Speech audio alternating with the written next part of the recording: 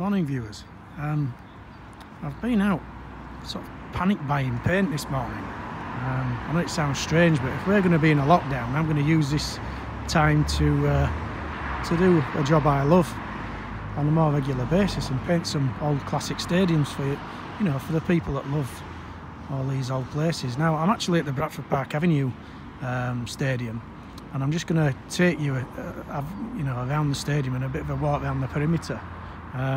Unfortunately, the entrance gate, which is just down there, which leads you into the cricket ground, is actually closed now. My mate Nas, who's the head groundsman for the cricket ground, is not here. He's not opened up, so I can't take you inside, unfortunately.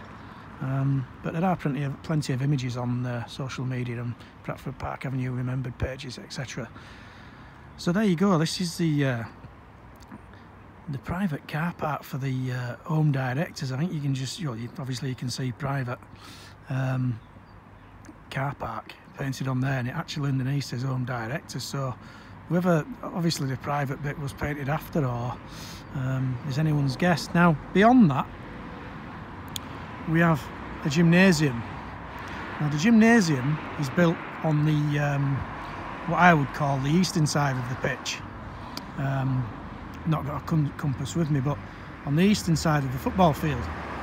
Now we have two turnstiles there, which led us into the cricket ground, and on match days at football would be an entrance into the football side at the Canterbury Road end. And now beyond this is where the Doll's House Pavilion stood. That was on an angle, 45-degree angle to the pitch, and the players used to get changed in there and come down the tunnel and out across onto the pitch. So that's one aspect of the stadium.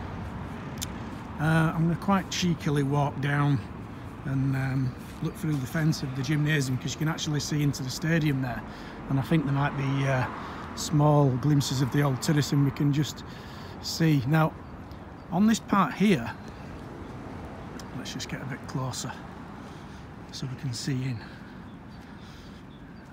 The ground actually drops from this part here, which was the concourse of the old stand, underneath the old stand, which, if you can see in the distance, the scoreboard. So what we've got here is where the concourse ran underneath, and you could view the cricket from this side and the football from this side. A two-tier stand which had like a small terrace running underneath, a balcony, and then the ledge stand above. So this is the free gable stand which stood on this part of the stadium. Beyond that, where the trees are, that's the old autumn end, which was a covered terrace, covered in the 1960s. I think it started being covered. It was actually done in two phases. The pitch actually slopes from this side down to the Autumn Park Avenue, probably about a 3 foot drop. So when you see pictures of that stand roof, it actually has a slight kink in it halfway down. So anyway, let's just take a walk through. I've done this video because it was an opportunistic moment to get down and have a look. So you can see the slope down there. So the stand was built onto that slope. Probably down there, that's probably roughly where the touchline would have been, and the track. So, all very sad. Sad when your grandfathers came and watched football here. And my dad scored a goal in a trials match on this pitch, just literally here, where this was called Speedball Cricket Centre, and now it's just a gym. I've actually played indoor cricket there as a youth.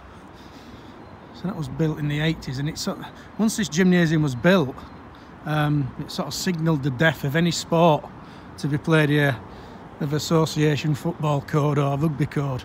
It was just literally left down to cricket training facilities which have been built over the last few years. We've got the mosque there, quite an impressive structure.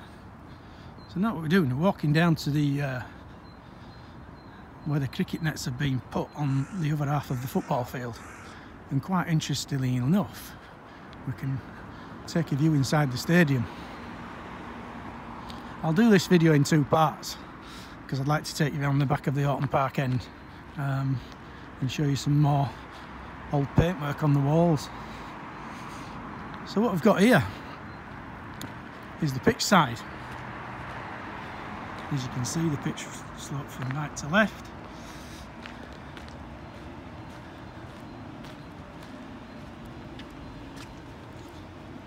So there we have it. We've got the pitch side perimeter wall from the old football ground. In that bottom corner there, that's where the corner flag would be, kicking up towards the posts. Goalposts. It's a shame we can't get inside.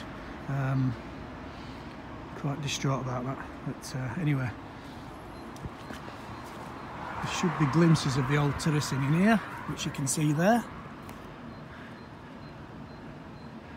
Plenty of 50 years of vegetation growing through there. Crying shame. Although I'm a Bradford City fan, I do have a real soft spot for the old Avenue Football Club. Obviously because my grandfathers used to come here and watch. The interesting thing about this stadium, I've always been intrigued, you've got sort of new parts. We'll say new, but newish. So these perimeter walls were probably put in. You can actually see some of the slot holes in that wall if you get close enough for the pillars that held the roof up. There's a small roof on this, and it's quite ornate pillars as well. A lot of timber carving went into those, and they lasted, you know, probably 60-70 years before this ground was finally defunct. If I zoom in there, if you can just see some moss on an old concrete base. There's two bases there. They're the old sort of bases for the floodlight pylons. So the floodlight went straight up, and this roof came about 2/3 away on. So, sorry if I ain't got in the way there. So that's what I call a new part of the stadium, a new wall.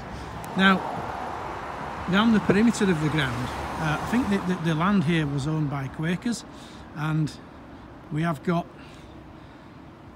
a nice delft stone wall running all the way around the stadium. Now that wall was there previous to any sport being played here, I would have said.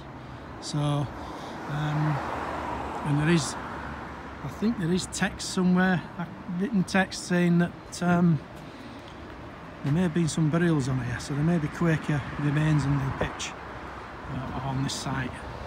So that's part one of the video. I hope you found this interesting. I know it's quite similar to the third Lanark in Scotland. Quite a similar story. Both clubs went out of business in the 60s, and we are left with what remains a beautiful football stadium. And trust me, this was a beautiful arena. So that's part one. I'll go on to part two shortly.